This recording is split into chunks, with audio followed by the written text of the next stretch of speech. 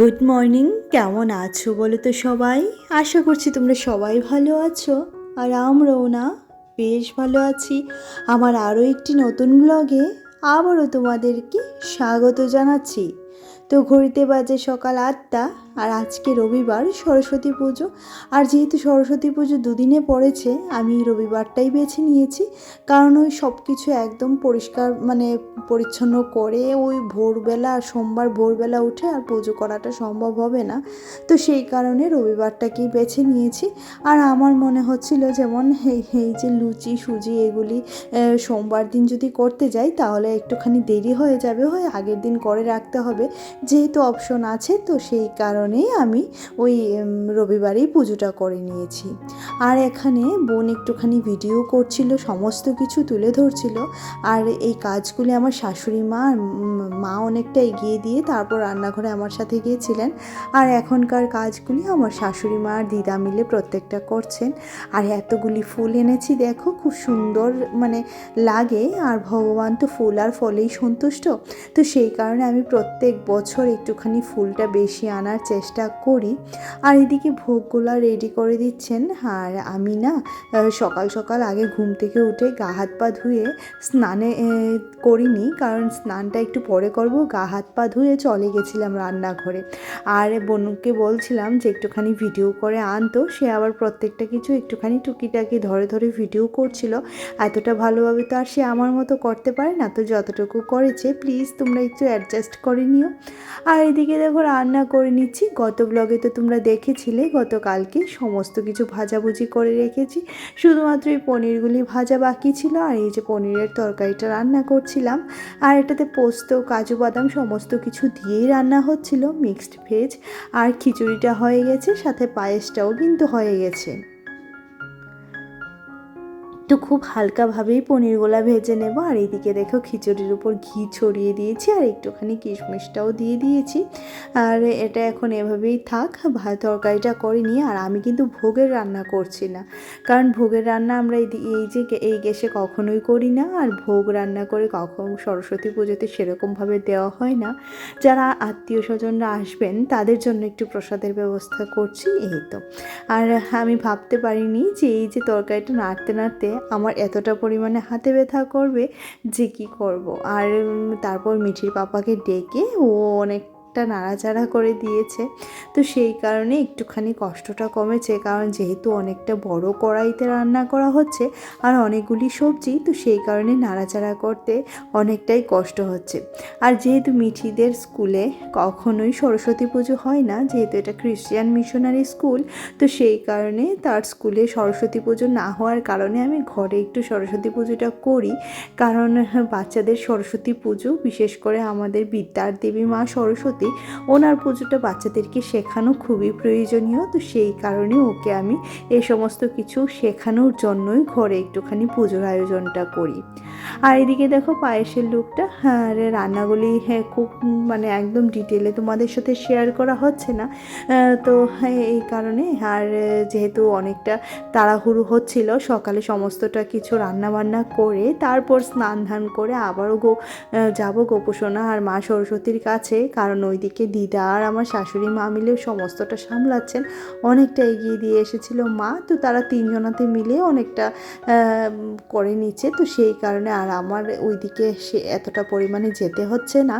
তারপরেও একটুখানি তো ডাকাডাকি করছে যখন যেটা খুঁজে পাচ্ছে না, কারণ যখনই দেখবে আমরা অন্য জায়গাতে যাব, তো যার বাড়িতে যাব তার ঘরের পরিস্থিতিটা কিন্তু আমরা জানি না, বা তার ঘরে কখন কোন জায়গাতে কোন জিনিসটা থাকে সেটা কিন্তু আমরা জানি না, তাই না? তো তাদেরও এরকমই অবস্থাটা হয়েছে। তো সেই কারণে যখনই যেটা পাচ্ছে না, সেই কারণে আমাকে ডাকছে।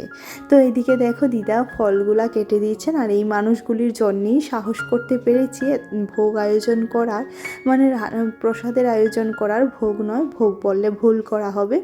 আর তো সেই কারণে এদের উপরই ভর করে প্রত্যেকটা কিছু করছি বলতে পারো। তো ওইদিকে দিদা খুব সুন্দর করে ফলটাকে কেটে দিচ্ছে আর মা রেডি করে করে নিয়ে ঠাকুর মশাইয়ের কাছে রাখছেন। যদিও বা এখনও ঠাকুর মশাই আসেননি, ওনারও আসার সময় হয়ে গেছে, যেহেতু দুপুর 12টা থেকে পুজোতে বসবেন। তো সেই কারণে উনি বলেছেন যে যখন পঞ্চমী লাগবে ঠিক সেই মুহূর্তেই উনি চলে আসবেন। তো সেই কারণে ভালোই হয়েছে, খুব তাড়াহুড়ো এবছর লাগেনি আর খুব সুন্দর করেও পুজোটা হয়ে গেছে। তো যথারীতি বোন আবার ক্যামেরাটা নিয়ে এদিকে এসেছে, এসে দেখছে আমার তরকারিটা একদম রান্না হয়ে গেছে। তো ক্যামেরাতে জানি না কতটুকু সুন্দর লাগছে, রিয়েলি কিন্তু এতটা সুন্দর লাগছিল। তো উপর থেকে একটুখানি ফ্রেশ ক্রিমটা দিয়ে দিলাম। আর তরকারিটা খুবই সুস্বাদু হয়েছিল, যেহেতু অনেকটা দিন পর তোমাদের সাথে ভিডিও দিচ্ছি। আর এতদিন ভিডিও দিতে পারিনি কারণ শরীরটাও ভালো ছিল না, কারণ তোমরা তো জানোই একটা পুজো করার পর ঘরে এত পরিমাণে কাজ থাকে যে সেগুলি সেরে উঠতে অনেকটা সময় লেগে যায়। তো সেই কারণে না আর সেরকমভাবে ভিডিও করা হয়নি গো। তো সেই কারণে আর ভিডিওটাও একটুখানি কয়েকদিনের জন্য বন্ধ রেখেছিলাম, নিজের বিশ্রামেরও একটু প্রয়োজন ছিল বলতে গেলে। আর আমাদের মায়া সরস্বতীর মুখখানা কেমন হয়েছে অবশ্যই কিন্তু জানিও।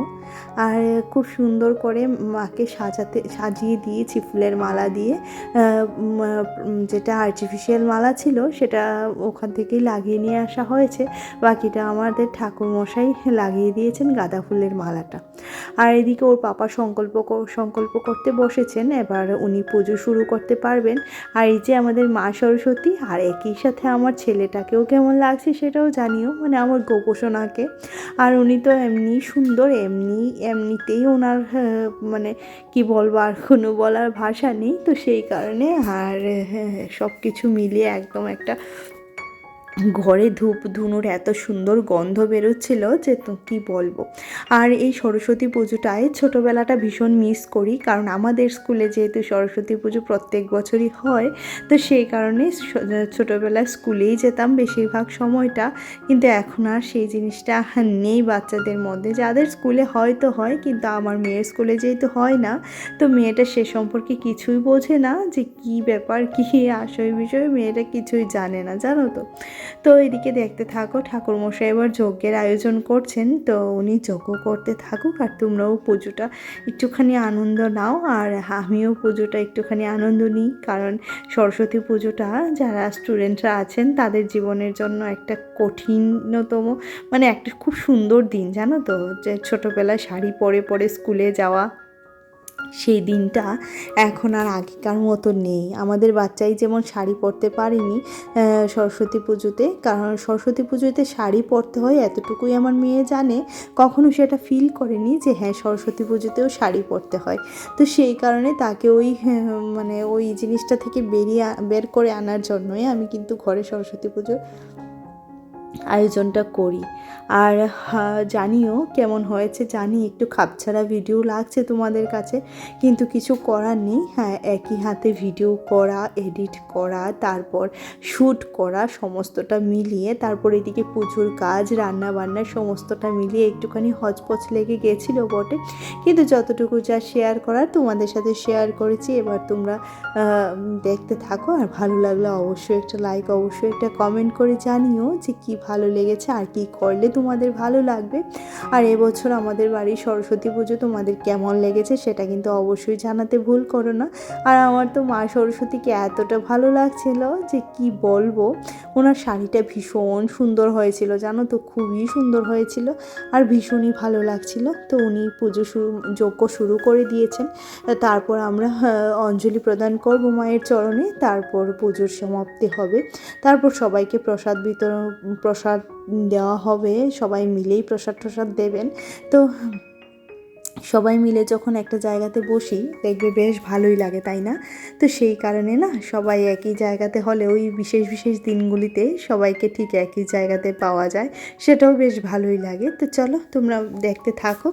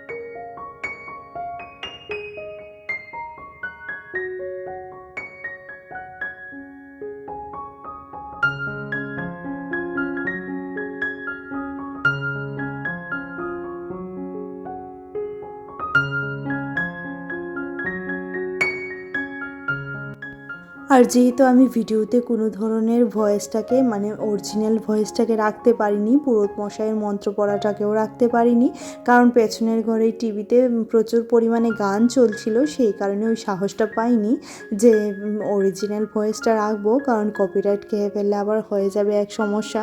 তো সেই কারণে এটা আর করা হয়নি। আর দেখো কেমন লাগলো তোমাদের আমাদের সরস্বতী পুজো, সেটা অবশ্যই করে জানিও কিন্তু। এবার যজ্ঞের সমাপ্তি, যজ্ঞে ঘি ঢালা হচ্ছে। তো এই তো, হ্যাঁ, আমার ভিডিওটা যদি ভালো লাগে অবশ্যই করে একটুখানি লাইক, একটুখানি শেয়ার করে দিও, কমেন্ট করে জানিও যে কি ভালো লাগলো। আর পারলে চ্যানেলটিকে সাবস্ক্রাইব করে দিও, পাশে থাকা বেল আইকনটিও ক্লিক করে দিও, যাতে করে আমি যখনই ভিডিও আপলোড করি নোটিফিকেশানটা তোমরা পেয়ে যাও আর ভিডিওটি তোমরা সিন করতে পারো। তো সেই কারণে অবশ্যই করে একটা লাইক, একটা কমেন্ট করতে হবে। আর এদিকে দেখো আমাদের যজ্ঞের সমাপ্তি হয়ে গেছে, এবার সবাই মিলে অঞ্জলি প্রদান করব।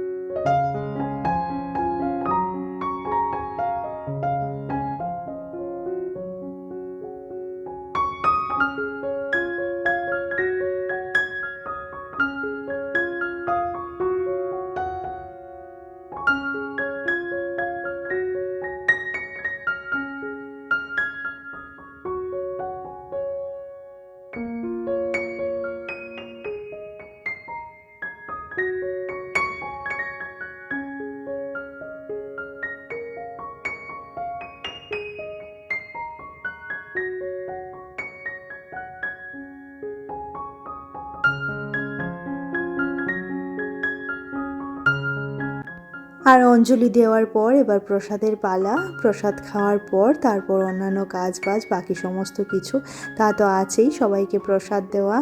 এখানে সবাইয়ের জন্য প্রসাদ বাড়া হচ্ছে। বাইরে আমার মামা দাঁড়িয়ে আছেন, মামা মামি প্রত্যেকেই এসেছেন। বেশ ভালো লেগেছে জানো তো, ওই নিজেদের মানুষ আসলে না এত ভালো লাগে, এত আনন্দ লাগে যে কি বলবো। আর এদিকে আর বিশেষ কিছু শ্যুট করতে পারিনি। খিচুড়ি সাথে বেগুন ভাজাও ছিল, বেগুন ভাজা নয় বেগুনই ছিল। তারপর সবাই দেখো এদিকে ছাদে চলে এসেছিলাম খাওয়া দাওয়ার পর। আর এই যে আমার সোনা পাপার শরীরটা না একদম ভালো ছিল না, ওর ভীষণই জ্বর ছিল। তো সেই কারণে ও একটুখানি ঘ্যান ঘ্যান প্যান প্যান করছিল বটে, কিন্তু আমরা সবাই ওর সাথে খেলা করছিলাম, সে কারণে ভালোই লাগছিল। আর এদিকে সবাই মিলে একটুখানি আনন্দ ফুর্তি, নিজেদের মধ্যে সময় কাটানো, ভালো লাগা ভালোবাসা সমস্তটাই ভাগ করে নেওয়া। তো চলো আজকের মতো এখানেই ভিডিওটি রাখছি। অবশ্যই একটা লাইক করে কমেন্ট করে জানিও। আর ওরা ভাই বোনেরা প্রচণ্ড পরিমাণে ঝগড়া করছিল এখানে। আর তারপর আর কিছুই তোমাদের সাথে শেয়ার করতে পারিনি। এটা হলো রাতের বেলা, মা করছিল ফুলকপির পকোড়া, কারণ রাতে ছিল ফুলকপির পকোড়া, মুগ ডাল আর আলু ভাজা। তো কেমন লাগে মেনুটা, ভীষণই ভালো লাগে আমাদের। তো ওই ডাল আর আলু ভাজা সাথে হলেই চলে যায়। তো চলো দেখা হচ্ছে পরবর্তী আরও একটা ব্লগে।